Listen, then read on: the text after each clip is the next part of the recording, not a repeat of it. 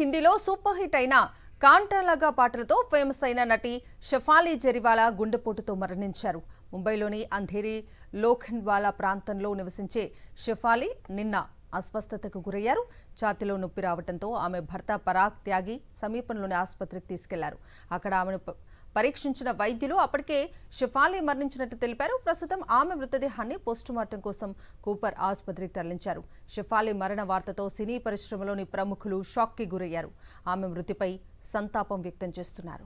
హిందీలో super hit అయిన కాంటాలగా పాటలతో ఫేమస్ అయిన నటి షెఫాలి జరీవాలా గుండెపోటుతో మరణించారు. ముంబైలోని అంధేరి లోఖండ్వాలా ప్రాంతంలో నివసించే షెఫాలి నిన్న అస్వస్థతకు గురయ్యారు. ఛాతీలో నొప్పి రావడంతో ఆమె భర్త పరాగ్ త్యాగి సమీపంలోని ఆసుపత్రికి తీసుకెళ్లారు.